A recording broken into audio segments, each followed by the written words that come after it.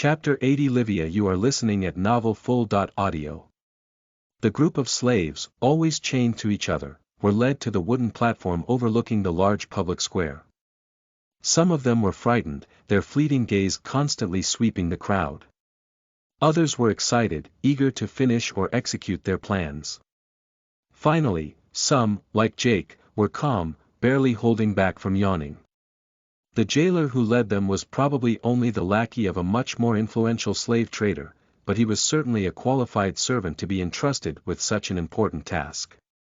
He was a veteran soldier, and the speed with which he changed his expressions and adapted his body language was worthy of respect. He had many years of practice behind him in these types of transactions and knew the tricks of the trade well. As a result, the first lot of about 20 slaves he displayed on the dais to open the auction were neither his best goods that he kept for the grand finale, nor his worst. On the contrary, selling the shabbiest slaves first might actually do him a disservice, making one think that the quality of his merchandise was mediocre. The wealthiest buyers might lose interest, or worse, leave. Even if he had a beautiful princess for sale, if no one could afford to buy her, she would be sold for a pittance. He couldn't afford such a gamble. Especially since he recognized several extremely influential personalities from Helios, some in their sedan chairs, others sitting in grandstands or around the tables of certain restaurants or open-air taverns. The visibility from the stage was excellent, and as long as the buyers were able to make themselves heard, it was possible to go about their business without any problems. Most of these notorious people had simply dispatched one of their guards to the stage and they were responsible for negotiating in their stead. Jake had spotted several extremely wealthy merchants, whose tinkling of all the precious gold jewelry they carried with them could be heard from afar, as if they wished to be robbed. All of them wore rudimentary tunics of different colors, but most of them were plain-colored. On top of this, many wore a white toga made of thick wool, attached by a fibula so that one of their arms remained uncovered. Apart from the wearing of jewelry as an evident ostentatious sign, the only difference between the richest men and the citizens of more modest origins could only be seen in the quality of the fabric. The richest wore togas or pallium woven with finer wool, while the poorest were sewn more coarsely or made of thin felt. The auctioneer, who was also their jailer, suddenly clapped his hands to capture the attention of his audience. The hubbub of whispers and whispering ceased abruptly, replaced by a heavy silence. Satisfied with its overall effect, his lips stretched into a gentle smile. I introduce myself, I am the Decurion Tullius of the 3rd cohort of the Falco Legion, your humble servant for today. As you probably know, the war against the Thracian barbarians is raging on the northern front, and these savages are putting up a fierce resistance for which we were not prepared. Nods and murmurs of assent in the crowd confirmed the truth of his words. Most of the wealthy Heliodians present held positions of influence and naturally had access to the latest news of the empire. No one doubted the invincibility of the Mermid Empire, whose blood of their great hero flowed through their veins. Their technology was superior, as was their sheer numbers and the martial prowess of their army. However, it had to be acknowledged that these Thracians had inflicted their first defeats on their army in more than a century. The Myrmidians became stronger when they were victorious, and weaker when they were defeated. Yet this specificity obeyed very clear rules. This gain in strength did not come out of nowhere, just as the lost strength would not really disappear. The important point, though, was that the average Myrmidian warrior was no stronger than a human being from Earth. To be quite frank, they were even a little weaker, since the ether density of this world was only 0.8, or 8 points. The Thracians were not blessed with the growth potential that the Myrmidians had. On the other hand, their bodies were much more robust. A 10-year-old Thracian was probably stronger than these adult Myrmidians who had never practiced any sport. An adult had a brute strength and tenacity that conventional infantry could not hope to match. Like the Myrmidians, the Thracians were a warlike nation. They didn't have all these notions of strategy or formations, but they compensated with exceptional ferocity. This had required the urgent deployment of their elite warriors, as well as that of their imperator, the latest physical incarnation of Mermid the Great. The Mermid Empire had been politically stable for millennia for one simple reason. Each imperator was given his title after erecting a mountain of corpses of his enemies and countrymen. Each confrontation, whatever it was, punished or rewarded the Myrmidians involved. Whether it was a game of chess, a game of hide and seek, or a simple wager.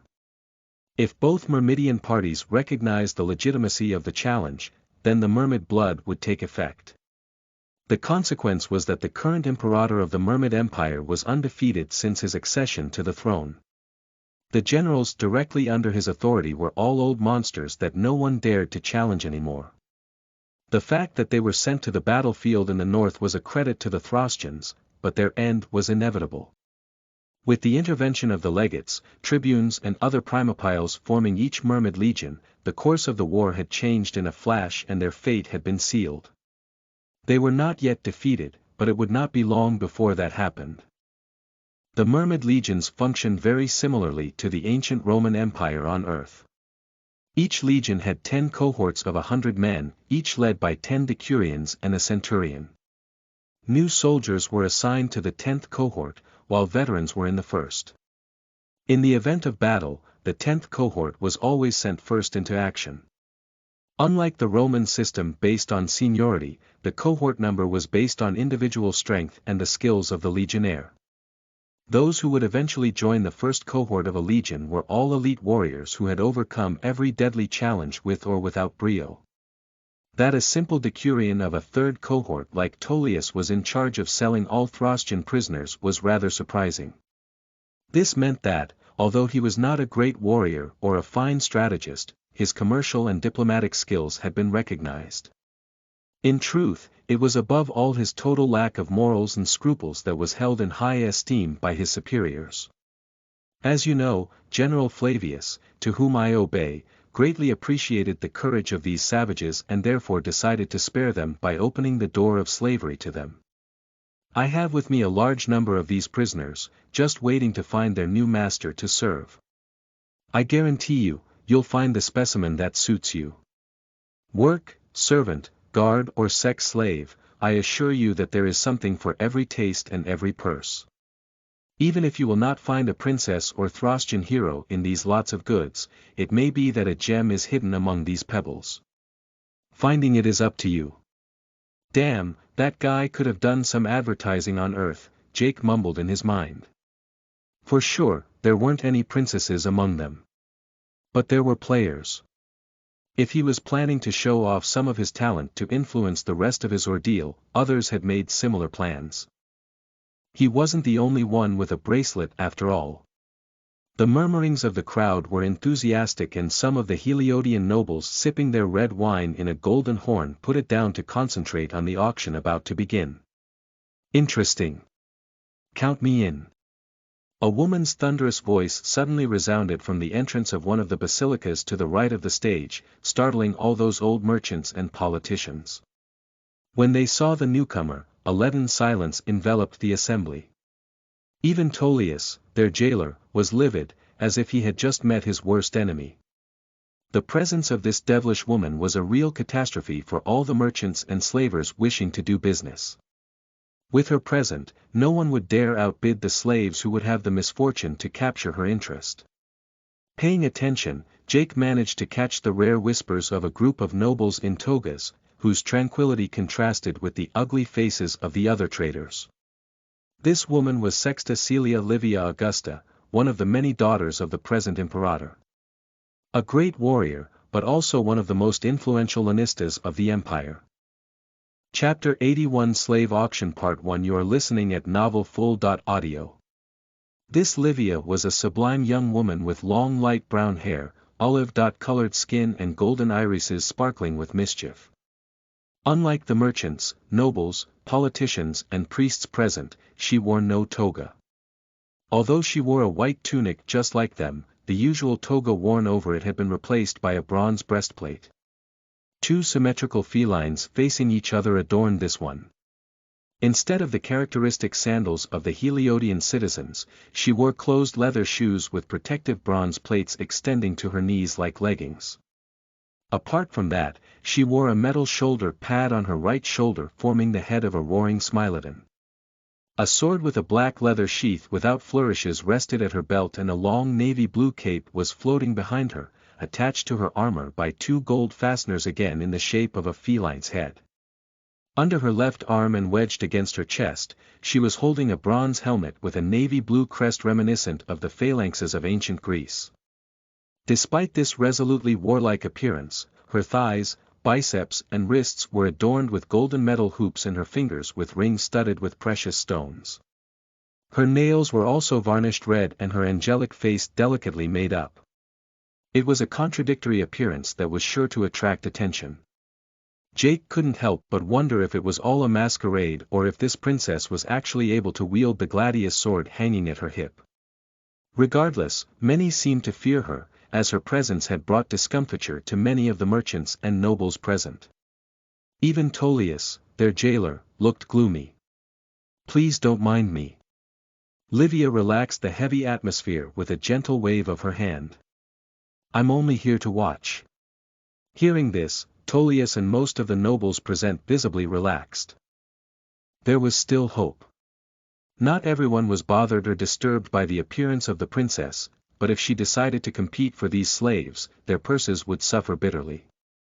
The imperator's eldest daughter was known to hate games of politics, to be a determined woman who loved men's hobbies, with a loud laugh that flouted all decency. She was also known to be extremely tough in business. She was so passionate about gladiatorial combat that she established her own ludus, the gladiators she trained being among the fiercest in the kingdom. The fact that few dared to oppose her when she chose a slave was certainly not a coincidence. In that case, Tullius, the auctioneer bowed respectfully to the princess, let the bidding begin. This first batch of Throsjan's slaves containing 10 well-built men and 10 fertile and pleasing young women starts at 200 gold pieces. As you know, Throsjanians have limited intelligence, but their physical prowess is superior to most Myrmidians. They also make excellent sex slaves, easy to excite and control with a few precautions.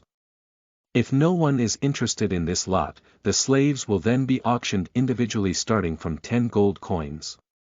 Even before one of the pot-bellied merchants in the front row had time to raise his hand to name his price, an authoritative woman's voice crushed his.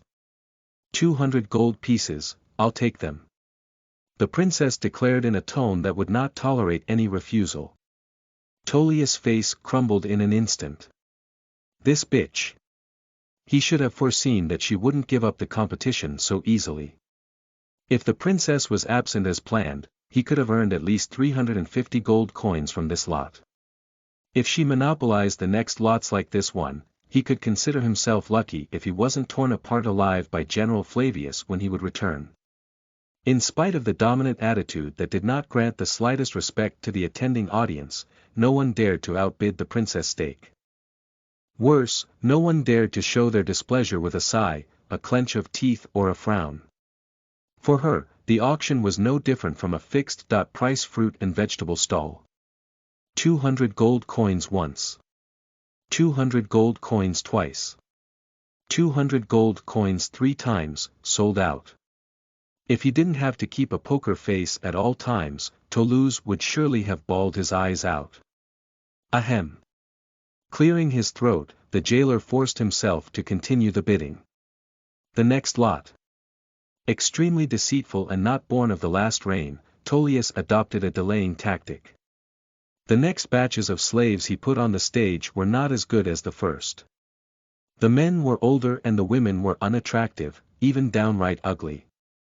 He hoped that this way the princess would get bored and leave, assuming she was just lucky. Unlucky for him, the latter was of legendary patience and certainly experienced in negotiations. The best slaves had definitely been saved for last and she was well aware of the futile tactics these slave traders would attempt in her overbearing presence. The next slave lots were timidly contested by less influential merchants and nobles who simply needed obedient slaves to farm their land or slaves who were not too wild to share their beds. Whether children, men or women, the Myrmid Empire had few taboos, since adulthood was considered to be reached at the first signs of puberty. Moreover, a slave had no rights. If pedophilia was perceived as an obscene crime by the majority, no pedophile would be concerned if his victim was one of his possessions. It was in these moments that Princess Livia showed her big heart. As soon as an orphan child appeared in a lot, she would immediately hog it with great intimidation and smugness. When a child was accompanied by his parents or siblings, she would buy the whole family. It was rumored that the slaves under her protection had relatively peaceful lives except for those destined for the arena. Even those who fought in the arena did so of their own free will. The princess offered them very favorable conditions and treated them wonderfully. It was not uncommon for indebted Myrmidian citizens to choose to fight for her ludus, becoming slaves for a set period of time. Indeed, contrary to what movies suggested, gladiators rarely died in practice. Their training and instruction was expensive and time-consuming. If the benefit was not worth the cost, no lanista would allow a fight to the death. Accidents sometimes happened, though, and death fights were regularly organized. The stakes and compensations were simply much higher. But these were reserved for slaves and willing gladiators on contract. Since the princess had decided to buy all the children, which were often unsold because they were unsuitable for prolonged manual labor, Tullius had regained some color. The batches of slaves he presented in turn had little potential, with few merchants outbidding the original bid more than once or twice. Yet it seemed that the reputation of the Thrasgenians' great robustness had already been well spread among the upper echelons of the empire. Older slaves who should not have exceeded 7 to 10 gold coins regularly sold for more than 15 gold coins, an unexpected profit that illuminated his day. If the princess left satisfied before he exposed his top-quality merchandise, he had a good chance of being promoted upon his return. Regrettably, he had gotten too excited too quickly, and the princess' apparent lack of desire to leave soon left him disappointed. Instead, as if stirring sand over his wounds, the princess walked away for a brief moment, only to return a moment later with a glass cup full to the brim of a pomegranate-colored local fruit juice. Conceding the obvious, the auctioneer realized that the sale would end in failure. He had finished selling his junk. It was time for him to bring in his luxury goods, hoping that some of them would stand out enough to stir up the competitive spirit of those whales that hadn't said a word since the beginning of the auction. One of them, easily recognizable, wore a blood-red toga edged in black, a silver chain with a pendant depicting the hero Myrmid, and a sacrificial dagger at his waist. The man was extremely old, his face bloodless and emaciated as if all the water had been drained from his body. A high priest pontiff of the great temple of Myrmid. Another was wearing a much more modest white toga, but at the sight of the chest full of gold he carried, and the menacing bodyguards at his side, he was not there to joke. A third, obese young man, but with the same olive skin and long light brown hair as Princess Livia, was watching the events unfold with an amused look. He wore a ceremonial armor of gold and silver with canine coats of arms resembling hyenas. Compared to the princess, it was obvious at first glance that it had never served him. If Tullius managed to arouse the interest of these three men, he could turn this auction nightmare into a disguised blessing if he could curry favor with them. The only thing left to do was to pray that the next batches wouldn't disappoint them. And in those batches, there was Jake and all the other players biding their time. Chapter 82 Slave Auction Part 2 You are listening at novelfull.audio. The next batch of slaves was different from the previous ones. The men were young and sturdy and the women prettier. But what was particularly striking was the eyes that were absolutely devoid of the slightest despair. Apart from calmness, curiosity and sometimes exuberance could be distinguished in these Thrasgenians. Jake wasn't among this batch, nor any of his group. He did, however, recognize the 50-year-old Slavic-looking man he had noticed for his composure during their ablutions in the thermal baths. This man had a ripped physique, but his age had no doubt contributed to introduce him earlier.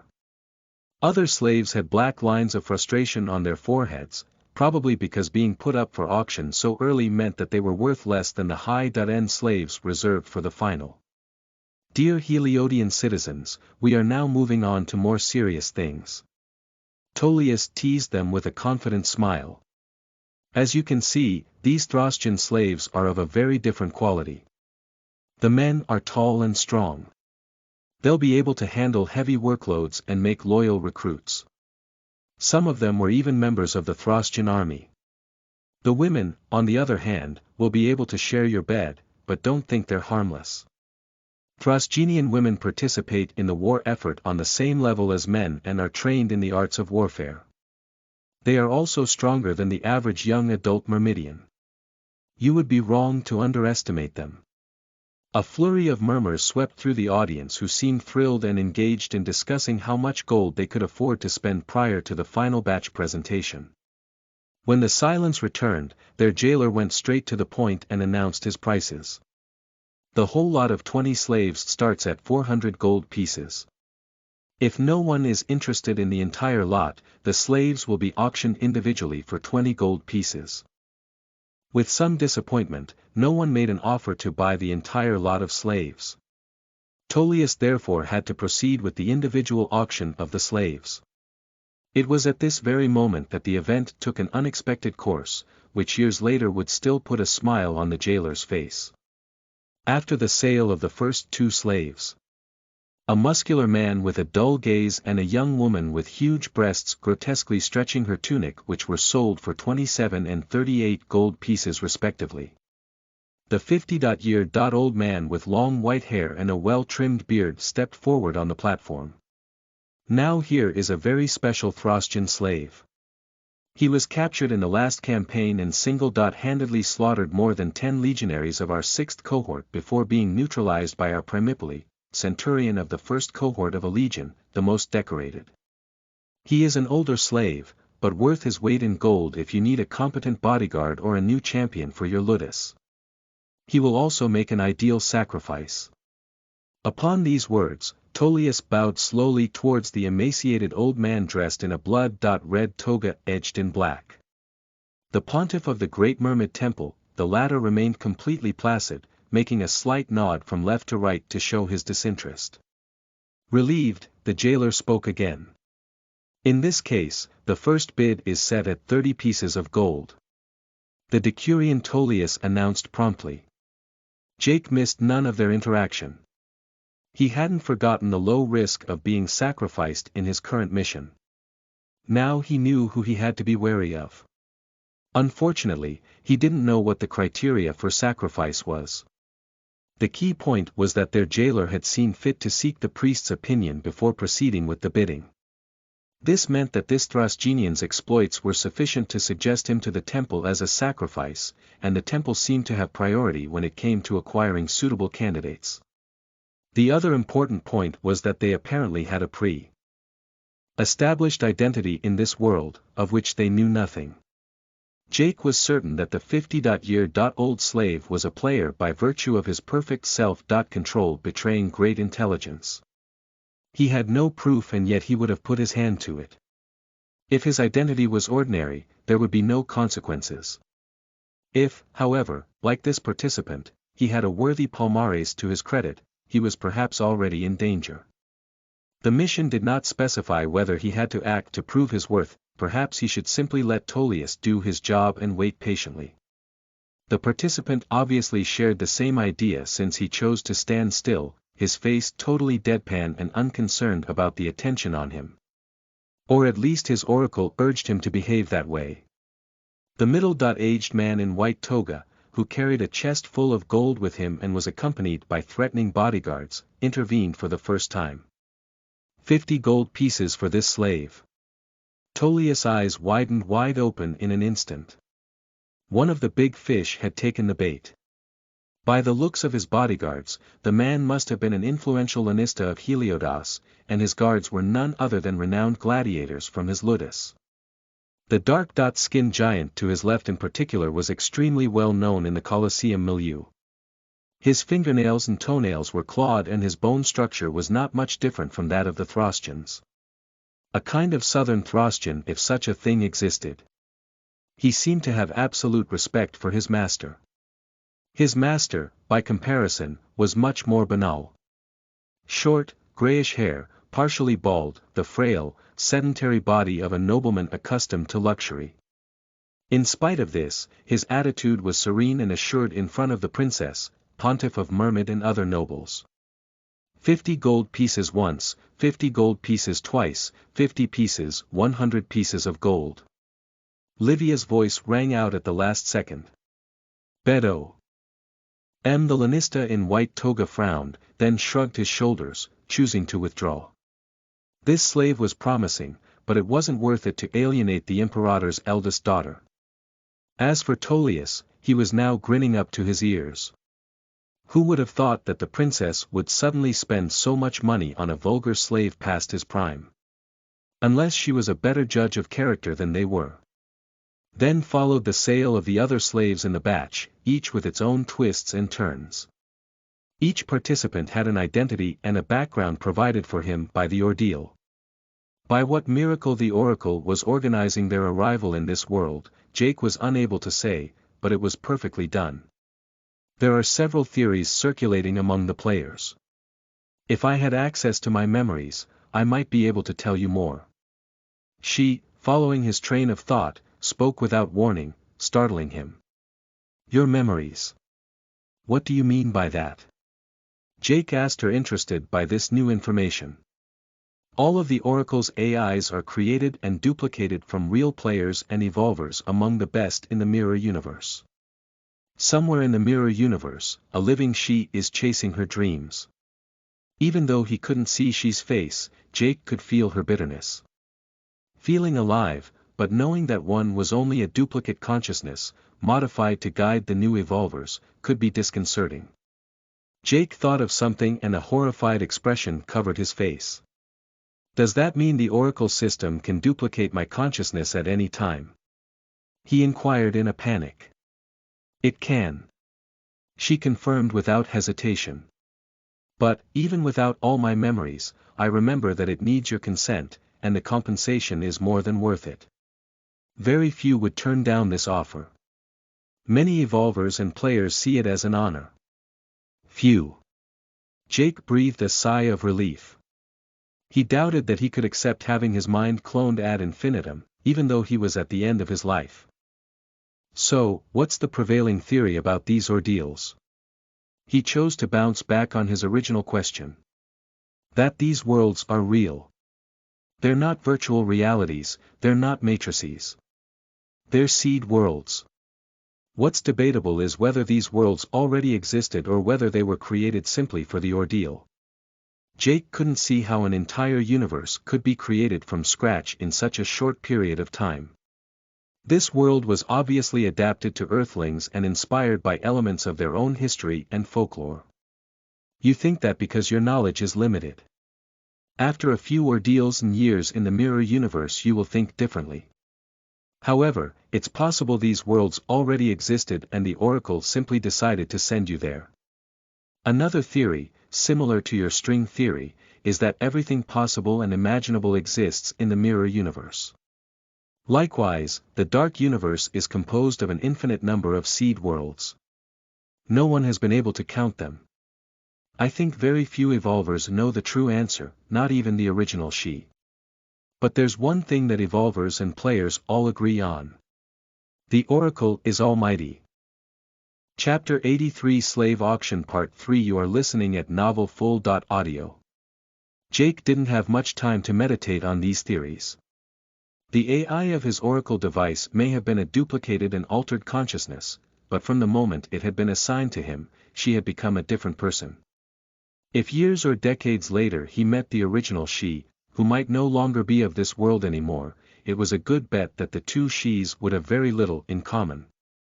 Furthermore, the majority of his AI's memories being locked, she was only a shadow of her former self right now.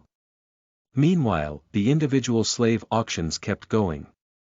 What should have been a repetitive and monotonous process took a completely different turn when one participant decided to influence his sale. Tullius had presented him as a Throstian farmer qualified for field work, when he wanted to fight and become stronger.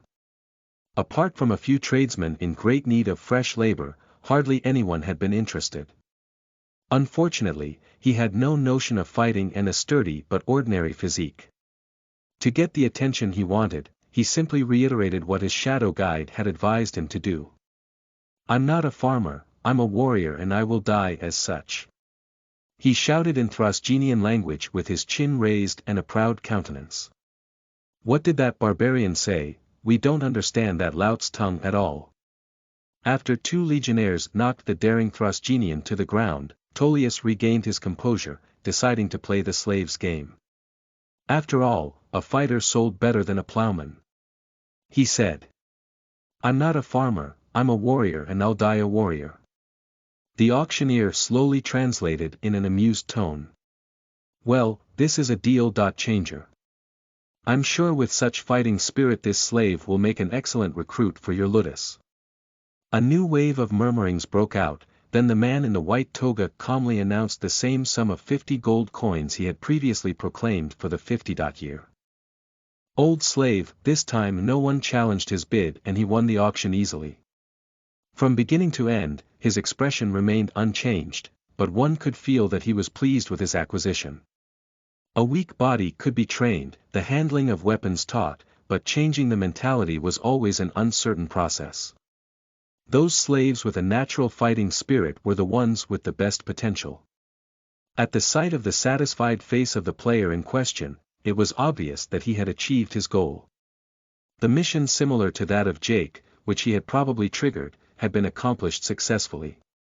Following this initial achievement, other participants in the ordeal appeared in succession. Some were content with the opportunities provided by their Thracian background, letting themselves be carried along by the current. Others, by contrast, also tried to attract attention by proving their worth in a variety of ways. Some announced their desire to fight directly, while others, more subtle, showed their dangerousness through their body language. Naturally, many failed to prove their worth as they wished. Even by imitating the shadow guide, it was not so easy to simulate self-confidence or ferocity. And then it was Will's turn. He did a simple action, but one that automatically set him apart from the ignorant majority. He spoke in Myrmidian. The loss of intelligence during the transformation into Thrasgenian had prevented many participants from noticing one of their major pitfalls. They were all speaking Thrasgenian. And yet, in the summary provided by the Oracle system at the beginning of the ordeal, it was mentioned that they would be given a perfect fluency in Thrasgenian and Myrmidian. Now, since the very start, each Thracian slave had announced his intentions by speaking Thrasgenian. By this simple action, they had shown that their education and intelligence was limited. Of course, their new owners would realize soon enough that they all spoke Myrmidian perfectly. But at this time, they had no idea of it. Will already had a high IQ to begin with, and had retained sufficient discernment to appreciate his strengths and weaknesses. Despite his robust Thrasgenian appearance, the alteration in his physique had not corrected his extreme myopia. The problem was that he no longer had his glasses. Since his arrival in Helios, he hadn't been able to see much. He never for a second considered the possibility that the Mermid Empire was advanced enough to manufacture glasses adapted to his visual impairment, let alone lenses. There may have been a solution in this world, but it was not within his reach. So Will decided to put his trade and negotiating skills to good use. After all, marketing, business travel, and negotiation were his specialties. Jake could handle the combat aspect and he would handle the rest. "I am fluent in Myrmidian and Thrasgenian, I can read, write and count. Don't trust this Tullius guy's information, it's totally made up," Will said in a perfect Myrmidian accent in a confident tone, drawing the jailer's hateful gaze upon him. He had been very seriously gathering information about the background of his slaves. He was crooked and greedy, but he did his job well. By his action, this slave had completely disgraced him in the eyes of the crowd. Sadly, it was true that this time he had lacked rigor. This slave was simply evaluated as the wealthy heir of one of the wealthiest clans in Thracian lands. How could he have guessed that these idiots, barely smarter than their primate counterparts, could be so spirited? That was his mistake. It would appear a mistake was made in gathering information. Please accept my sincerest apologies. Tullius apologized immediately, promising it would never happen again. In any case, this is excellent news for all of you. Literate Throstians are extremely rare. Therefore, the minimum price will be set at 25 gold pieces. 35 gold pieces. A nobleman with sideburns and drenched in sweat shouted out his price. 40. 45. 120 gold pieces. The price escalated very quickly, surpassing in an instant that of the 50-year-old slave bought by Princess Livia. In the end, the one who had the final word was the young obese man wearing the ceremonial armor of gold and silver and sharing the light brown hair and olive skin of the princess.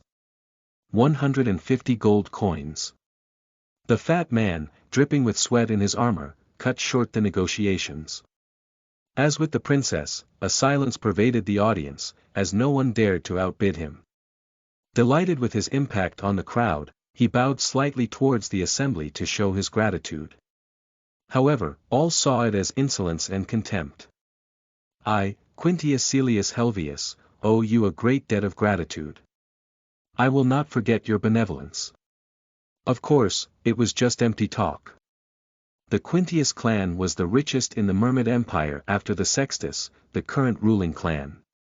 According to the legends, the great Myrmidian clans were all direct descendants of the great hero Myrmid, and the latter was said to have had so many descendants that he simply named them using numbers.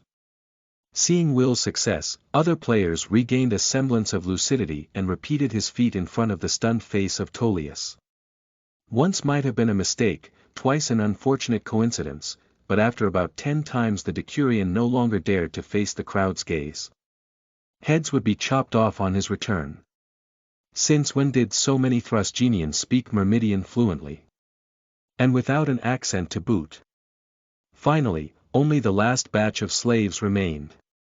The ones Tullius considered exceptional. Surprisingly, Jake, Lamine, Yerode, the Asian couple and the one with the typical Middle Eastern physique, were all in this group. Serenely, they climbed onto the stage still bound to each other by their chains. Kyle and Sarah had been sold out shortly before. Sarah had had nothing to do. Her beauty had created a real commotion, one that Princess Livia had put an end to by purchasing Sarah for the exorbitant sum of 300 gold coins. Otherwise, with her looks, the young woman's fate would have been to end up as a sexual tool for those old Myrmidian perverts. Kyle had not had to invoke the warrior's card either, since his identity was apparently that of a young Throstian warrior incapacitated on the battlefield. He had no memory of it, of course, but it suited his own interests. These last 6 slaves are the final batch and the apex of my collection. Tullius calmly said with extreme seriousness. Each one of them has a unique identity, but the information I've been able to gather about them is extremely limited. At any rate, what matters is that General Flavius considered them exceptional. The middle-aged man in white toga whose gold chests were full to bursting point suddenly got up from his sedan chair. He wasn't the only one. General Flavius was one of the most powerful Myrmidians in the empire and an outstanding leader. His judgment was known to be infallible. Chapter 84 Slave Auction Part 4 You are listening at novelfull.audio. The 2 masterpieces of this last batch are this brother and sister Throstian couple. Tullius went straight to the point. The Throstian blessing of robustness is more intense in them, and the young woman seems to be a mixed blood, since General Flavius recognized the elder blessing of spirituality. They are suspected of being bastard children of the royal family. For the first time the emaciated old priest in the red toga showed a response. A double lineage. She'll make an ideal offering for the hero Myrmid. The pontiff simply declared in a hoarse, sizzling voice without mentioning any price. In his eyes this slave was already his. Jake had recognized the Asian brother and sister couple. Both were in excellent physical condition and had a build characteristic of martial artists. The man had a banal appearance, but had an overprotective attitude towards his sister. The latter was comparatively more reserved, and he now noticed in her long white hair typical of the Thrasgenians some fine golden strands at the roots. Her eyes were also different from theirs, since instead of being pale blue or green, her irises were golden like Livia's. He had his own little idea of why their identity differed and why their initial social status was so different that he didn't even know until now that there existed different levels of Thrasgen blessings. The IQ loss of the other participants may have been greater than he imagined. Does it work the way I think it does? Jake immediately checked his assumptions. It does. She confirmed in a formal tone.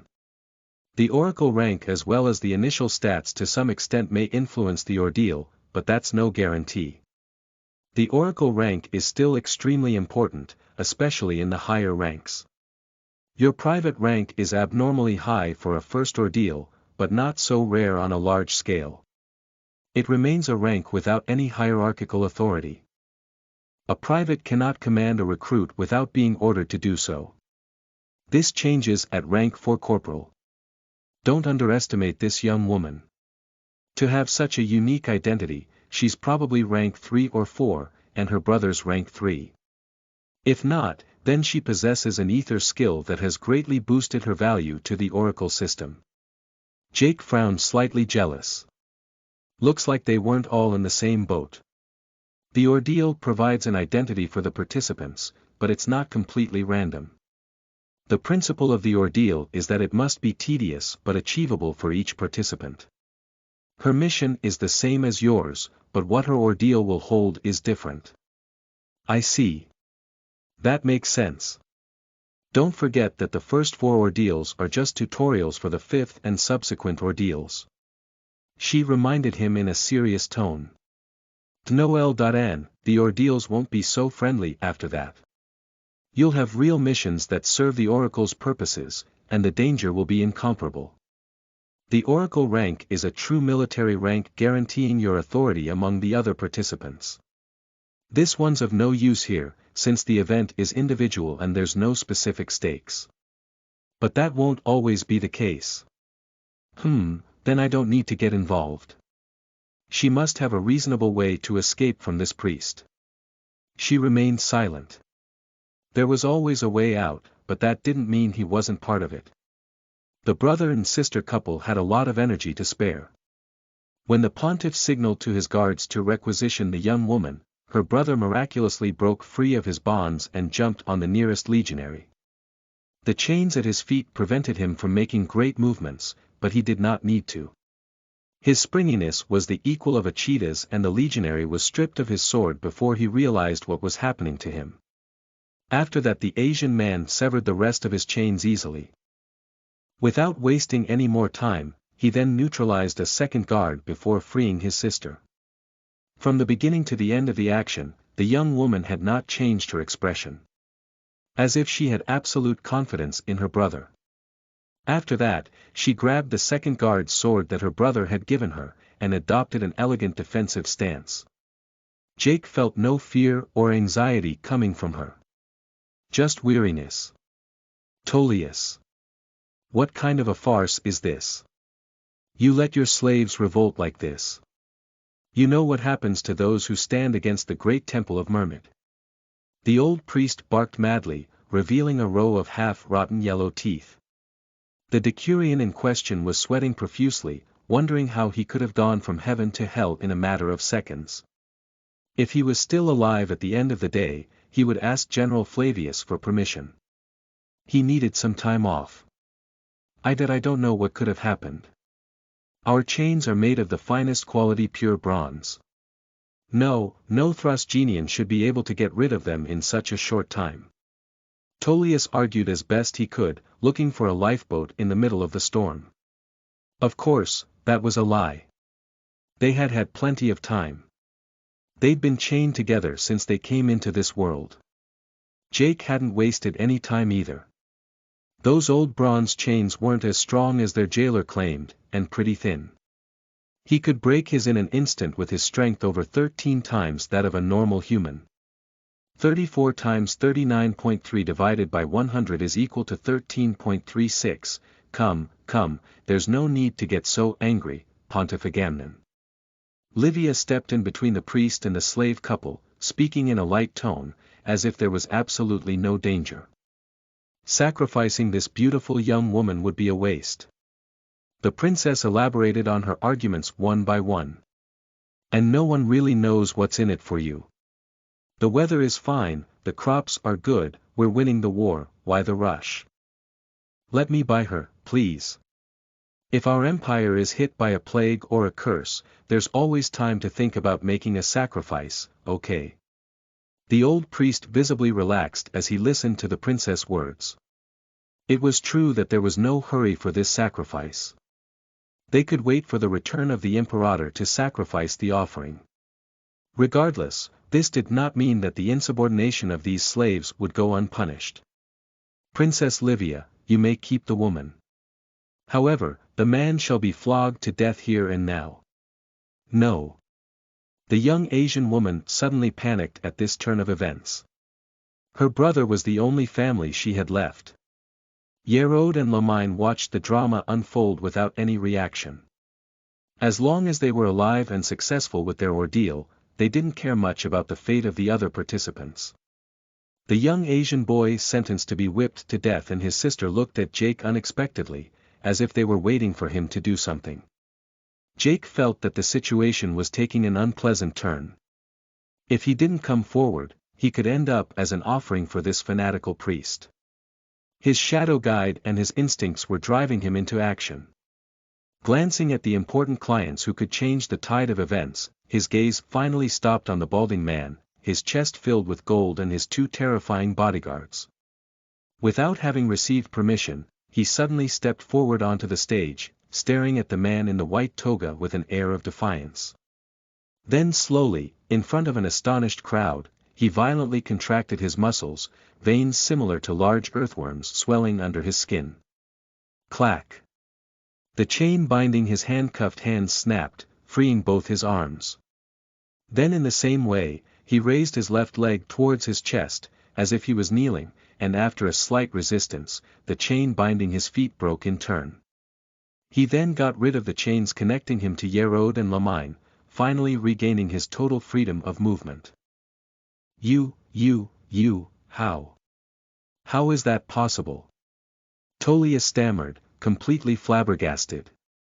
The couple had employed a mysterious method to sever their restraints, but this. It was a show of sheer power. Practice. Jake replied with a sly smile in perfect Myrmidian. He hadn't taken his eyes off the man with the chest for the entire duration of his feat. Agamemnon, Pontiff of Myrmid, was also dumbfounded, not understanding how a simple public street auction could gather so many slaves of such caliber. If he could acquire a blessed offering of such strength, he was sure to be handsomely rewarded. I will join your Ludus. I will fight for you, but this man must survive. Jake pledged in a tone indifferent to the heavy atmosphere around him. Will you accept? The man in the white toga stared at the condemned Asian slave, Agamemnon, Quintus Helvius, Princess Livia, and then closed his eyes. After a long minute during which no one dared to disturb his musing, he opened them again. His decision had been taken. Please forgive me, Princess Livia, Pontiff Agamemnon, it would be a waste to let warriors with such potential die. If they must die, let them die in the arena before the eyes of the hero Myrmid. Not a chance. The old priest harumphed, his flaccid chin trembling with anger. It wasn't a request. Cassius. Don't forget who you are, where you come from and who you are talking to. The aura of the balding man in the white toga, who until then had seemed harmless, changed without warning, so icy that the rotten teeth of the old priest clattered with fright. His bodyguards drew their swords, adopting fighting postures.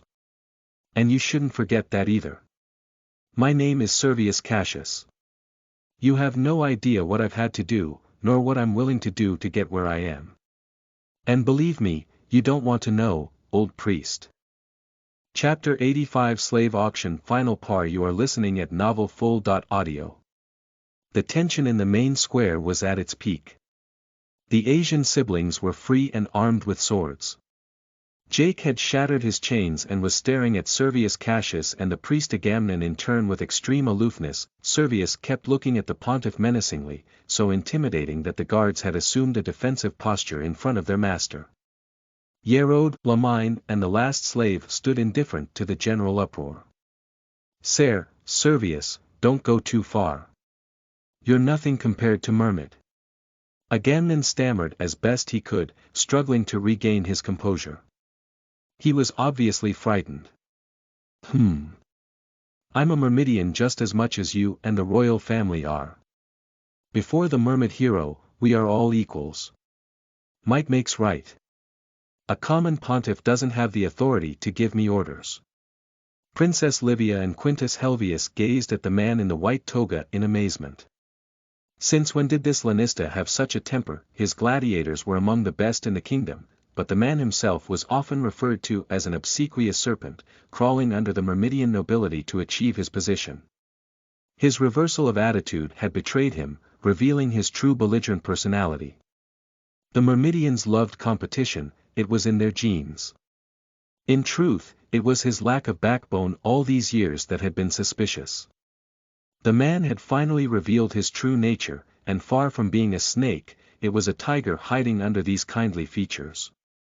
As if to confirm that he was ready to accept the consequences, he nodded his head to his two bodyguards, who immediately drew their swords. The old priest immediately turned pale when he saw the two elite gladiators pointing their blades in his direction. The dark-skinned giant in particular was a terrifying entity, extremely well known in the midst of the Colosseum. His shaved head, bestial features, clawed nails and toenails, and ferocity in the arena had earned him the nickname, Gerolf the Beast. His stature was as imposing as that of the Thracians. The southern Thracians were called the Kinthers and had long since been enslaved. Most had been eradicated or were serving in the fields.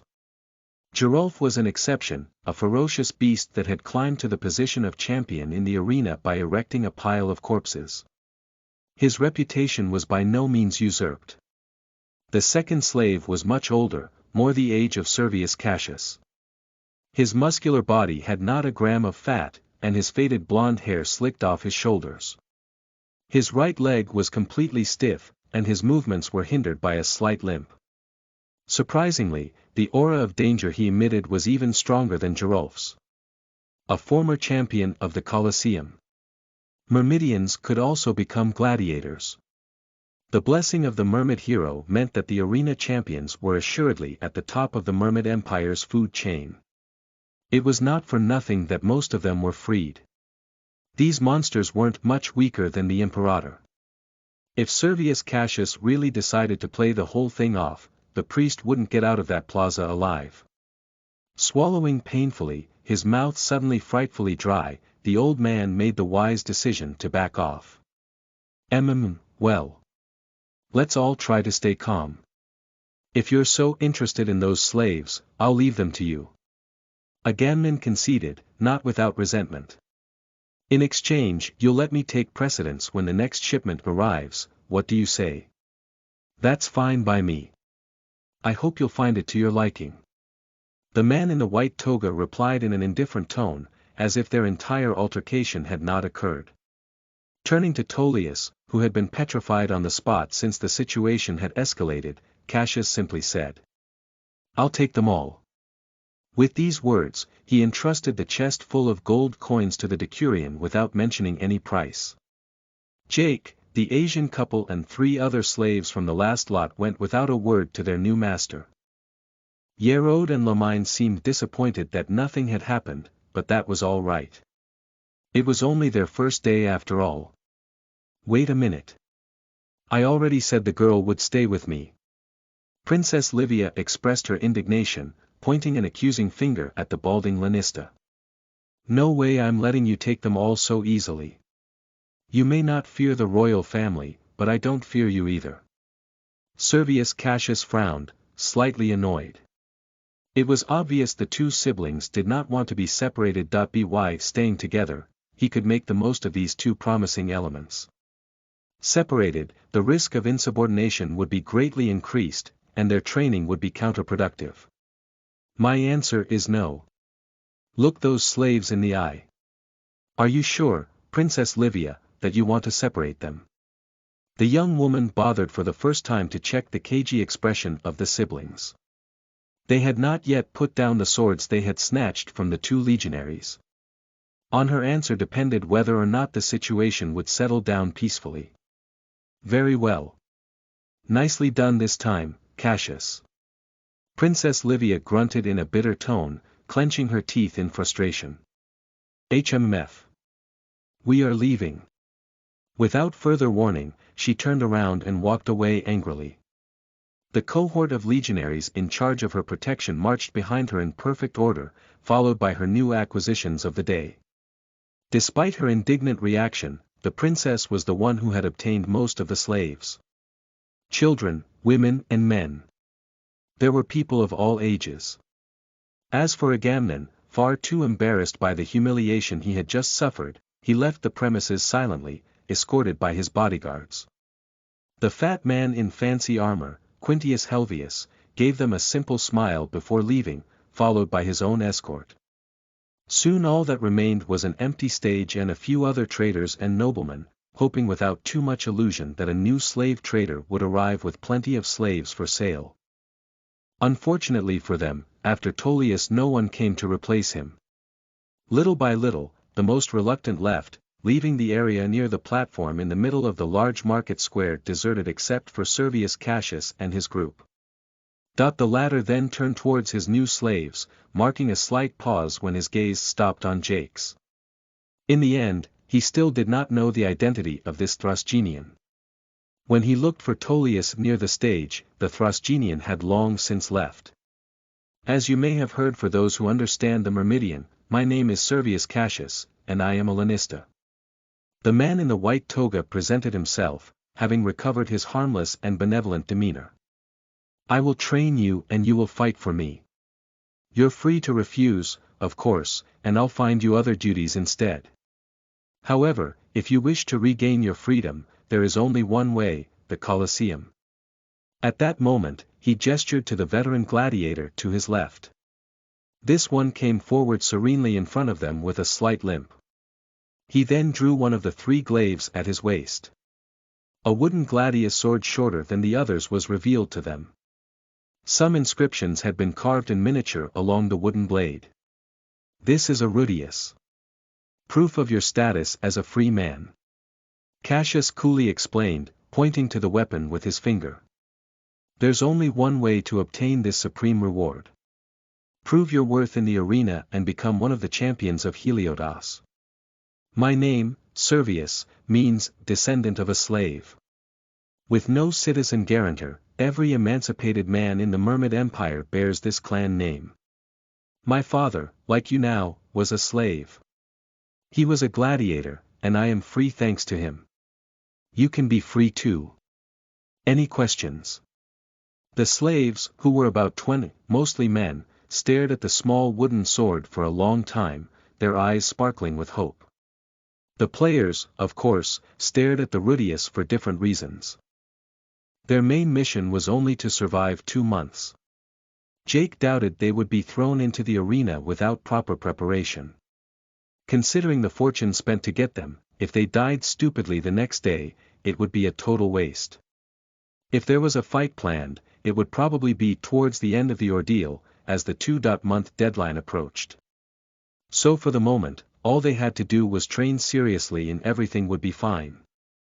Following the silence of the slaves, Servius Cassius climbed back into his sedan chair and signaled to his porters to set off, his 2 bodyguards and his new slaves forming a short procession behind him.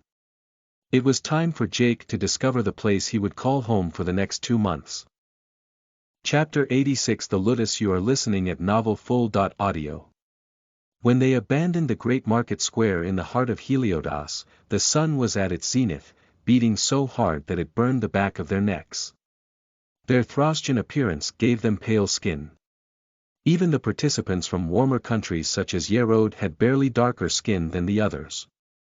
A sort of pale brown for want of a better word. As a result, without precaution, they were doomed to suffer from sunburn in the days to come. Jake's constitution and vitality stats were such that he was likely to pull through unharmed. The production of melanin that would allow him to tan would take place within a few hours, while the resistance of his cells would allow him to endure the force of ultraviolet radiation without hindrance. Of course, it was possible that the Thrasgenians were unable to tan and adapt to the high heat. In which case, their ordeal would be made a whole lot more strenuous. Servius Cassius, comfortably seated in his palanquin, guided them in the opposite direction from where they had come, up the aqueduct bridge and then the paved road that brought them to the islet. His escort was limited to his 2 gladiatorial bodyguards and his porters, so pedestrians didn't always let them pass, forcing Gerulf to elbow his way through. The pace of their march was slow enough to spare the porters and the new slaves, so it took them almost an hour to get back to the outer city wall. The guards at the entrance, in contrast to the passers-by, recognized the man in the white toga at a glance, bowing low before stepping aside. Jake was surprised that such a wealthy and respected man did not use a cart or stagecoach to get through the city. Even a horse would have been more comfortable than rotting on a sedan chair in the blazing sun for several hours. Over short distances it reflected a certain social status, but over long distances it was probably quite a hardship. After a few miles out of the coastal city, the cohort left the main road and took a dirt track towards the sea. Vegetation was limited, sticking to yellow and rough grass along with small shrubs. Without the irrigation system provided by the aqueducts, fruit and vegetable growing would have been difficult during this period. However, as they were progressing they were able to discover fields of grapevines, or at least a plant that resembled them, as well as many orchards. After an endless walk through many cultivated lands, a steep slope replaced the flat path they had been treading. The weakest of them panting and dripping with sweat, the new slaves climbed the hill within an hour, the whole for a vertical rise of about 150 meters. As they approached the summit, a huge structure emerged before their astonished eyes. Surrounded by a stone precinct even higher than the outer wall of Heliodus, a gigantic ancient building stood at the top of the hill, leaning against the edge of a cliff that overlooked the ocean. This left Jake and the other participants stunned, because they were under the assumption that this ludus was training only a few dozen gladiators, 100 at the most. Considering the size of the building, the capacity was much greater. Rather close to 1,000. If the space was not wasted, the number of slaves like them inside should prove to be considerable. On adjacent dirt or paved pathways also leading to the building, Jake noticed other groups of slaves being escorted like theirs.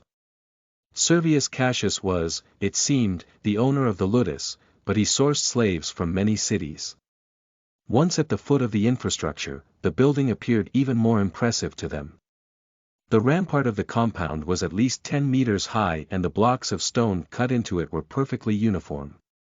An enormous metal gate, followed by a thick wooden door, gave them access to the interior of the ludus.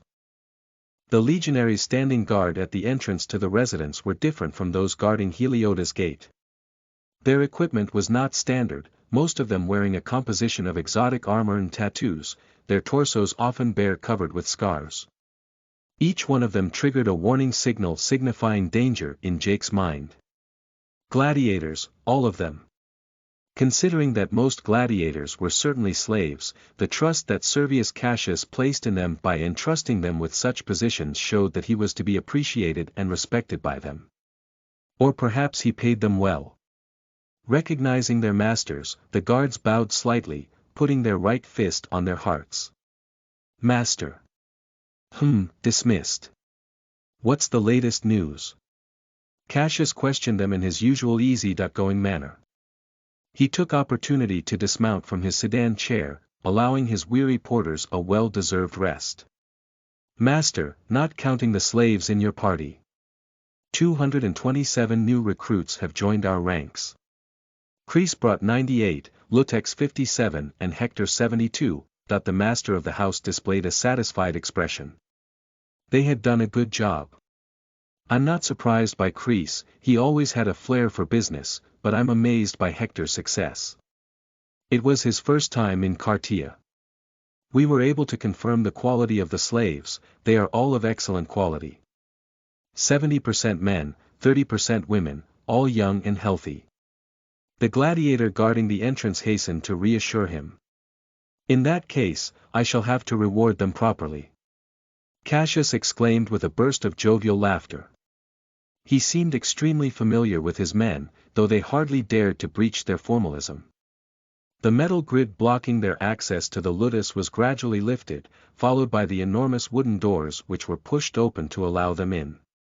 Cassius, followed by his 2 personal bodyguards, resumed his walk, beckoning the 20 or so slaves to follow him. For the record, Kyle was one of those lucky slaves. His identity as a young Thrasgenian warrior had allowed him to be bought by Cassius without having to prove anything. The princess had not monopolized the handsome slave, recognizing the young man's inexperience at a glance. Had she known that Cassius would forcibly acquire the last batch of slaves, she probably would have done things differently. Among the 20 or so slaves were not only Kyle and the last batch, but also a few others. Unfortunately, without being able to communicate, it was impossible to determine who was one, from who was not. All those who had tried to prove their worth or influence their sale were nonetheless participants without any doubt. Once through the big door, Jake discovered a well-mowed lawn and multiple flower beds. Inhaling a breath of fresh air, a mixture of extremely relaxing floral scents caressed his nostrils. A few fruit trees such as fig, lemon and mandarin trees cast their benevolent shadows over them. It was obviously not the figs, lemons and mandarins of the earth. The lemons were red, the blue figs as big as melons, while the pale green mandarins could have been mistaken for unripe grapefruits. It remained to be seen whether these fruits were edible. Beyond the gardens, a huge marble building with 3 floors and so long that they could not see the end of it was waiting for them. The red tiles of the roof were perfectly aligned, while colonnades bestowed a certain grace to the place. Inside, they discovered that the house was hollowed out. The long entrance hall opened directly onto an impressive inner courtyard forming a gigantic patio. On closer inspection, Jake noticed that most of the courtyard had been dug out to form a miniature amphitheater, or rather a colossal elliptical arena. A large marble cavea, raised bleachers or tiers cut into the rock, capable of holding at least 1,000 spectators surrounded the arena. Numerous higher balconies also surrounded the arena, making it possible to monitor everything that was happening there. A few sentries were stationed on them. In the corners of the patio, magnificent fountains and sculptures contrasted with the earth and sand forming the ground of the arena. The residence itself was just as luxurious. Numerous columns supported and embellished the building, as well as numerous podiums covered with painted ceramic or porcelain vases. Minimalist furniture, mostly in wood or metal, filled the hall in which they stood. What caught their attention, however, was not the murals, the fruit buffet or the amphors and carafes full of wine, but the young woman standing there to receive them. Cassius.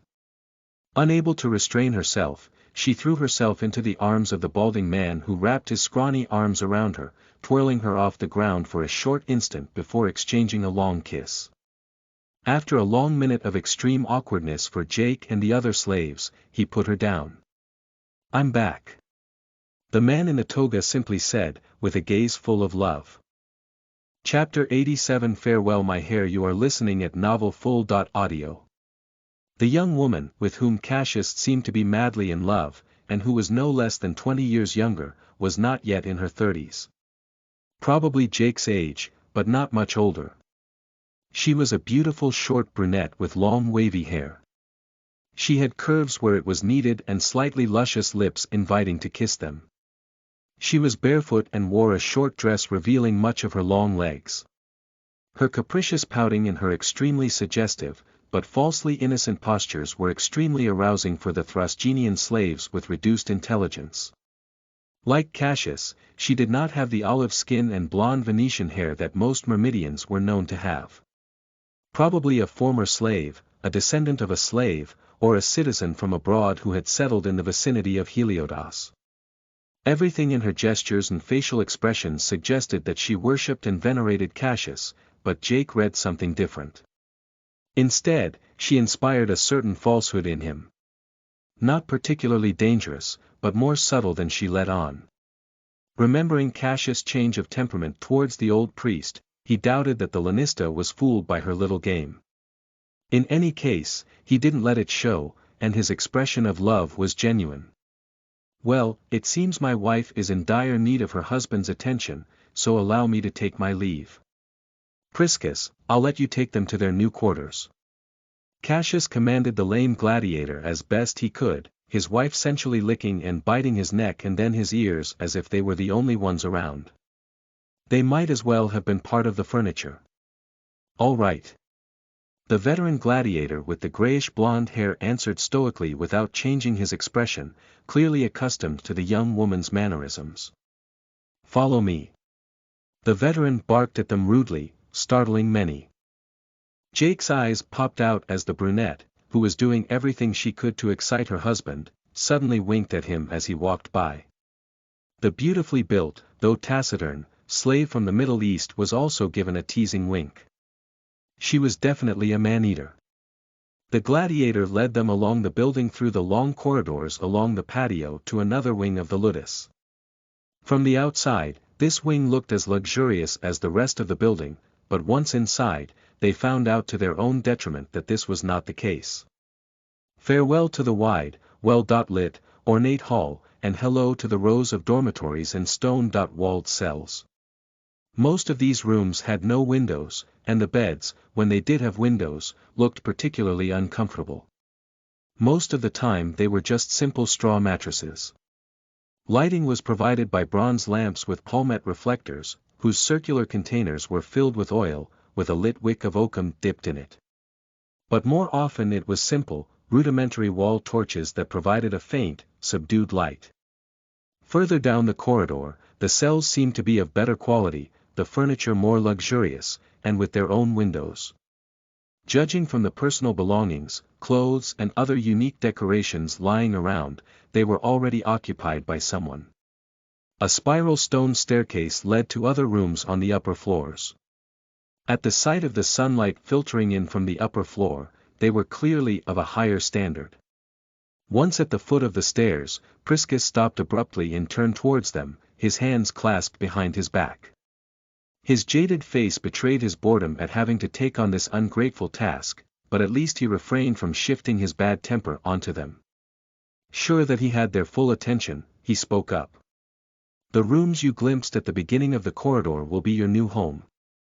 I leave it to you to decide who will have their own cell and who will have to share a dormitory. Other groups of slaves have been brought here before you. So you'll have to make do with them." The lame gladiator began to explain the rules of life in the ludus, which he seemed to have repeated dozens of times in the past, given his monotonous tone. If no one is present at the ludus, it is because in the late afternoon after training, the passage in the thermal baths for your ablutions is obligatory. As for newcomers like you, you will have to comply with Myrmidian hygiene norms. Next step, you will join the new recruits at the ludus barber and you will be shown how to wash and groom yourself the Myrmidian way. Men will have their heads shaved, short hair for women is tolerated. Both men and women must have perfectly shaved and hairless bodies at all times. Fuck. Jake wasn't the only one insulting the gimp of every name in his head. Before he came into this world, his original body had a decent, but not excessive amount of hair. Unfortunately, after being turned into a Thrasgenian, even the Asian had a silvery fleece of hair on his chest. Others, already hairy to begin with, looked like grizzly bears now. For someone like Jake who was able to let his hair situation become purely catastrophic through sheer laziness, the discipline demanded by the veteran was a horrible strain. Despite all their resentment, no slaves dared to show their disagreement. As long as it was limited to shaving and not full hair removal, he should be fine. When your skulls will be polished and shiny as a mirror, you will be taken to the thermal baths. Once you're clean, you can join the other gladiators and recruits in training at the cantina, where your meal will be distributed. More information will be given to you tomorrow morning in the arena on your first day of training. Be alert at all times. Never let your guard down. The competition is extremely tough in this ludus, and constant. Your position among your peers will determine your resources, the quality of your food, your equipment and the luxury of your home. So try to do your best. Any questions? Then let's get going. Without giving them time to prevaricate on the choice of their rooms, he branched off into a narrower corridor to the right of the spiral staircase, leading them to another section. After a few more turns and corridors, they reached the thermal baths. Or rather a large adjacent chamber nearby, where hundreds of new, somewhat lost slaves were waiting for their turn at the barber shop. Several servants were regularly sweeping away the huge piles of tufts of hair that formed in one corner a pile as high as a grown-up man. Avoiding making waves, they joined one of the queues in good order, deciding to wait patiently for the inevitable. The young Asian woman looked visibly anxious, repeatedly biting her lips with concern. The thought of losing her long hair seemed to give her terrible anxiety. Even though her brother wanted to console her, he chose to keep quiet. No matter what he said, it would only aggravate her distress. As for Priscus, he hadn't even bothered to say goodbye. No sooner had they joined one of the queues than he abandoned them to go to the thermal baths in a private section with much more luxurious facilities. The afternoon was already well advanced when they had started lining up, the sun was almost down when it was finally their turn to have their heads shaved. The barbers were of rare efficiency, depriving them of their precious hair with a few skillful strokes of scissors and the use of a bronze razor with curved blades. The young woman closed her eyes all the way through the procedure and could not help but breathe a long sigh of relief when she saw in the bronze mirror that the barber had left her a few inches of hair. Jake didn't flinch when he lost his hair, but refrained from hitting the old barber when the latter shaven his head without bothering to use any softener or oil. The bronze razor had lost its sharpness as the day went on, and even with his high constitution he had a pretty red head when he left the room. He was then given a strigil and a bronze razor before being guided to the baths. This time the baths were unmixed and there were multiple rooms, depending on whether one just wanted to shave off the sweat, shave, wash or relax. After the first rinse, he managed to get rid of his hair at the cost of a few cuts. Unlike the barber, who did not respect them at all, containers full of an oil smelling of olive had been made available to them. By repeatedly observing the skincare routine of the regular gladiators, he came to understand how to use these instruments of torture. First, he smeared his body with oil, feeling perfectly ridiculous. Then he scraped the dust and sweat off his body with the strigil, an object with a long, unsharpened blade. Finally, he used the rudimentary bronze razor to shave himself, abandoning the idea of bringing this thing near his genitals, at the risk of injuring his precious family jewels. When he finally came out of the bathroom, he was completely exhausted, feeling as if he had performed a millimetric heart surgery. He was now hungry. It was about time to find that damn cantina. Chapter 88 The Cantina. You are listening at novelfull.audio. The cantina was a plain dedicated space under a covered courtyard supported by marble columns. The space opened directly onto the arena. The arena had been designed in this way, as gladiators trained with little interruption from morning to evening, going to the cantina for refreshments or a meal. The space in question was covered with dozens of long rectangular tables made of sturdy wood. Benches of a similar composition and without backrests served as chairs. Fountains and faucets supplied by the aqueduct allowed them to hydrate themselves, while their meals were prepared by a team of cooks. The cooks looked rather filthy, with the heads of convicts doing their community service quota.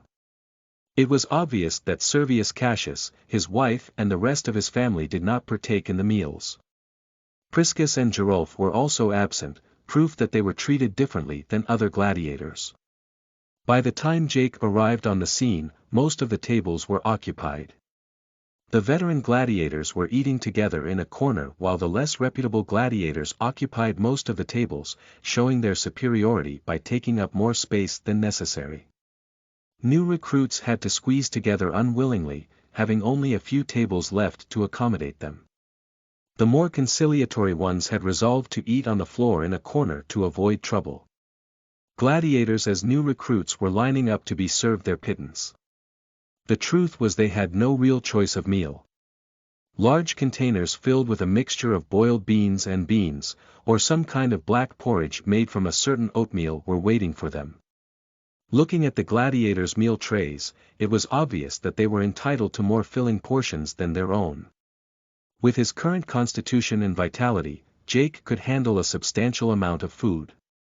The stats brought by the ether didn't require more food. Its performance was simply amplified. It was different for his constitution and vitality from his body status. It depended on his physiology. By increasing his vitality and constitution, his regeneration and endurance had increased, as had his metabolism. If he avoided overexertion, he would not weaken too quickly, but if they planned to train with these portions, he might have a problem. Priscus had warned them about constant competition for resources.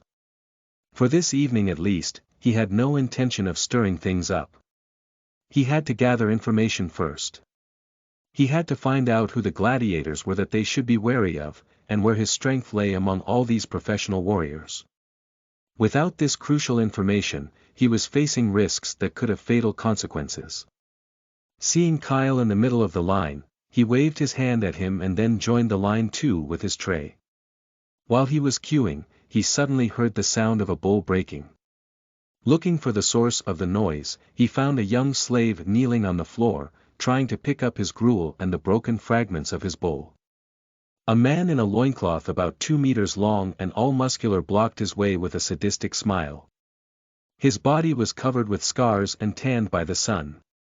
The slave only apologized profusely, judiciously deciding to lie on the ground. A participant. Jake had recognized him as one of those bought by Servius Cassius at the Heliodos market, but above all the slave was far too calm for someone being bullied by a heavy brute in front of an unmoved audience. Ha ha ha, Aeneas can't help hazing the new ones, it's stronger than him. The gladiators on the stage commented in amusement, clearly with no intention of ending the show. I think it's because he remembers his own hazing by Cazus. Ever since he got his lesson, he feels he has been entrusted with a sacred task. Another gladiator mocked as he bit into his bread. Even if Kyle or a slave was brutalized or abused like that, Jake wouldn't budge. Outside of the ordeal he might have done otherwise, but the first 4 ordeals were not deadly and were supposed to be challenging but doable. If a participant was eliminated from the race so easily, he could only blame himself. Only with sufficient strength could he protect his loved ones. The stronger he would come out of this ordeal, the better his scope of action would be. When it was finally his turn to get served, he realized that he was only entitled to 1 portion of food, from the bowl he had been given. He grimaced when he saw that there was no satisfactory source of protein. Tactically, he filled his bowl with beans, hoping that his digestion would be good enough to keep him from bloating. Why do these gladiators get more food than we do? He tried to fish for information by asking the cook filling their bowls. The old man was missing most of his teeth, and his hair was sticky with sweat and cooking grease. HMF, get out of here. Others are waiting behind you. The cook in question immediately sent him packing, dodging his question. Jake clenched his fist, taking a deep breath to avoid feeding the old man his last teeth. The Throstjan's hormones were putting his mood on edge, as if he were actually a woman 6 months pregnant. Those 2 months would be a real test of his self-control. Taking it upon himself, he avoided the cook's sputters before leaving to find a free table with his tray. All the tables were fully occupied. There were free spots at the veteran gladiators' tables, but he would be a fool if he dared to sit at their tables. Judging by the black eyes of some of the slaves, some had already tried. Looking for Kyle, he found him sitting on the floor, leaning against a column away from the other slaves. He seemed nervous, but his shrinking intellect and Throstjan's hormones kept him from being afraid. Paradoxically, he was calmer than usual. Joining him, Jake sat against the same column with the intention of dining in silence. No cutlery had been given to them, even though veteran gladiators had access to wooden tableware. They also had wine at their tables, fresh fruit and vegetables, and sometimes meat on their plates. Their treatment was completely different from their own. Gladiators who had completed their training were extremely easy to distinguish. They wore an S-shaped brand indelibly imprinted into their skin with a burning poker on one of their shoulders. The mark of their Lanista Servius Cassius. Jake could only hope he could escape this branding. He didn't even know at the time if the scars from the ordeal would be kept outside the cube. However, considering it was impossible to die there, he could only hope that they were not. During his meal, he was able to contemplate how other slaves who seemed more vulnerable and shy than the others were humiliated and provoked in turn. Some Thracian slaves were hot-blooded and were unable to resist these provocations. He was able to witness some memorable fights in the middle of the cantina, where bowls flew and water-filled amphoras and jugs were broken. In all cases, it ended with the unilateral beating of the provoked slaves. Jake thought for a second that a gladiator intended to humiliate them when he saw him walking towards them, but as he stood up from the ground the approaching man suddenly changed his mind, choosing another target. Sitting back down, he wondered what the hell had just happened, and then, unable to find an explanation, resumed eating his porridge and beans. All he could say was that these gladiators had strong instincts. He was absolutely certain that he could knock out the gladiator in question with a single blow. But to show the extent of his strength too soon would undoubtedly have been detrimental to him. Apart from Girolf, Priscus and the slaves at the auction in Heliodas, nobody knew what he was capable of. Jake wasn't so naive as to think that none of the recruits would reveal any information about him, but if he could keep a low profile he would. When Jake and Kyle finished their meal, wasting no crumbs, the Asian siblings joined them to thank him and apologize for his intervention at the auction. No need to thank me or apologize. Jake swept their apology away with a flick of his hand. I understand you were only following your oracle, and I was following mine. I just didn't know it could use us in this way. I'm glad you think so. Your show of strength was impressive. Especially for a rank 2. The Asian brother replied in an admiring tone. Let me introduce my sister and I. I am Louis Feng, and this is Lu Yen. L.RG, Jake. Kyle. Nice to meet you. Why don't we team up? Louis Feng proposed, sitting cross-legged in front of them along with his sister. Chapter 89 Exchange of Information. You are listening at novelfull.audio. Teaming up. Jake and Kyle peered at each other for a second, pondering the idea. It was definitely better to have a few allies watching their backs, but the real question was whether or not they could trust these two complete strangers. What do you mean by teaming up? Jake asked seriously, trying to clarify the proposal.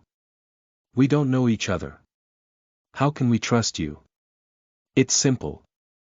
It won't be necessary. Louis Feng answered without hesitation, having clearly thought about it beforehand. Before we get to know each other better, the first step is to make use of one another. If possible without harming each other. For example, by exchanging information. Oh. It's an honest proposition. But what makes you think we have interesting information, or even that will tell the truth and vice versa? Kyle stepped in, pessimistic about the chances of such an alliance working. The Oracle. As long as you activate a path in order not to be manipulated, you'll be able to avoid the main pitfalls. You can't tell if we're lying, of course, but that would be counterproductive. Kyle turned slightly red with shame, suddenly feeling like an idiot. Since becoming a Thracian, he was having trouble concentrating. The paths he had activated so far were being ignored. Louis Feng's words had just reminded him of his bracelet. Jake didn't have that concern, but the prediction function was still fallible. The Oracle, by its omniscient nature, obviously knew whether a person was lying or not, but it would not reveal the answer like that. The prediction function always served a concrete purpose, which Jake himself had to fulfill. For example, if he wished, I don't want to be lied to, the Oracle would give him a path that would literally prevent anyone from lying to him. He had done the test just now for fun. A path did exist, but it was completely overlapping with the path to become stronger. Without being a seer, to prevent a person from lying, one had to be either so powerful and intimidating that no one would dare, or be directly able to read or control people's minds.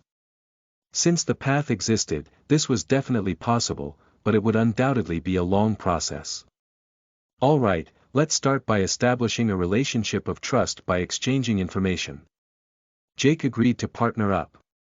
One question each, what do you say? That's fine by me. We'll leave the first question to you guys as a show of good faith. Yifeng, as a good prince, let them have the privilege to begin. Lu Yan also nodded her head in agreement. She didn't seem very talkative by nature. Jake already had a ready-made question in mind.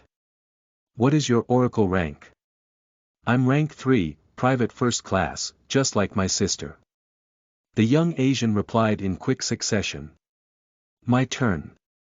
You're stronger than us, so why are you only rank 2? Jake frowned, remaining silent for a while before answering. From the beginning he was under the impression that he was weaker than Yerode, Lamine, and the Asian siblings, for the simple reason that his oracle rank was lower than theirs.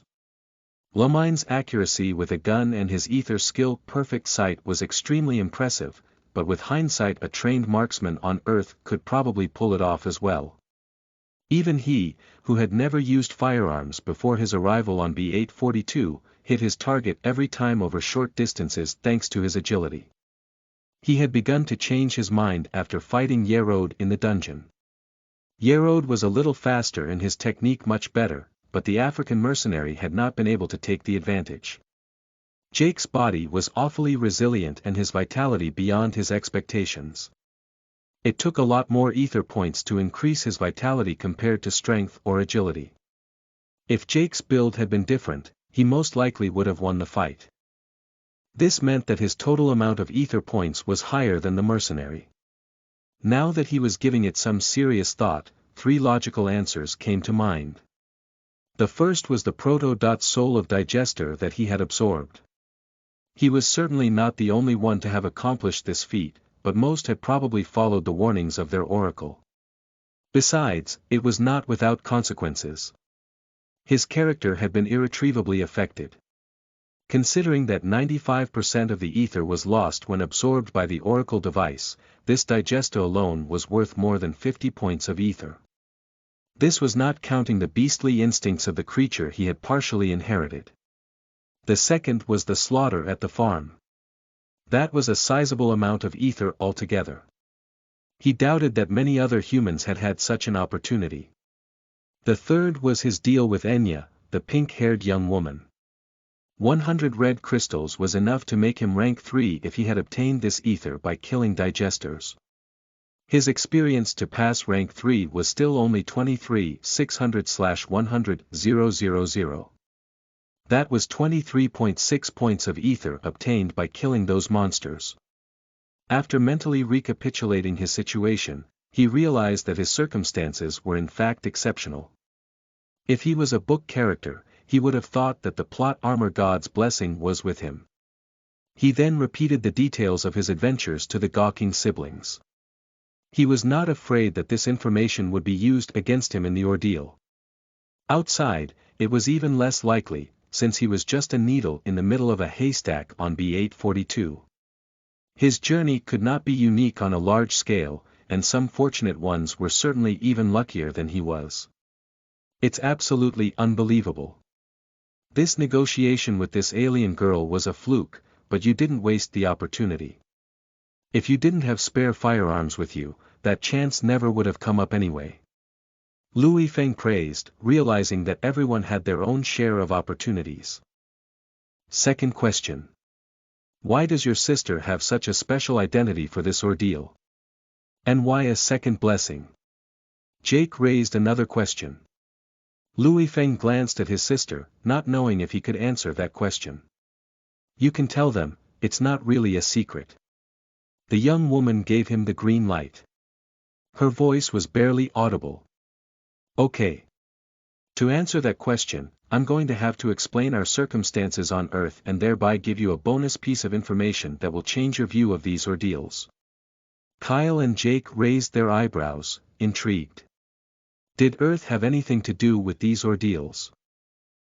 First of all, have you heard of the virtual reality game Trial Worlds? Louis Feng checked out their video game culture before continuing. Of course I have. Kyle and Jake responded in one voice. If Jake, who used to work at a VR center, had never heard of such a famous game, he'd be the ultimate idiot. As for Kyle, he was a big consumer of virtual reality games, like the vast majority of mankind in the 22nd century. Trial Worlds was an unpopular game for cheaters like Jake. The maps were random, never repeating themselves. You had to complete all sorts of missions and puzzles, and these missions required a considerable time commitment. After a while, the map would change.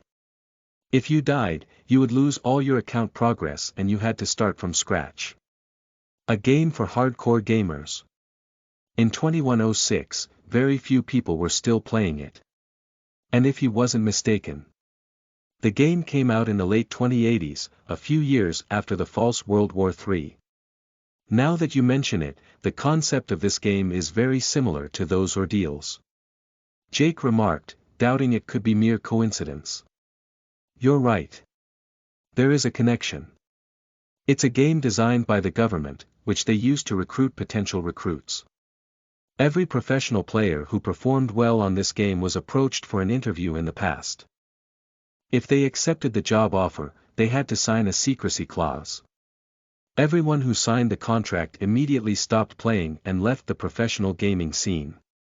My sister, Lu Yen, is one of those players who was approached by the government. Our parents refused the offer in her place at the time because she was too young, but she had an exceptional talent for this game. When she received her Oracle device like everyone else a few months ago, her Oracle rank was already rank 2, and her 7 Ether stats unlocked. 7. Jake and Kyle were stunned on the spot by the revelation. They only had 6 from the beginning. Strength for red, agility for orange, constitution for yellow, vitality for green, intelligence for cyan and perception for indigo. Jake had been given the gray ether option as a gift from a Slayle, but that was for items only. Even then, in order to unlock the ether status, he had to be promoted to rank 1. That's right. She has the 7th stat. The violet ether.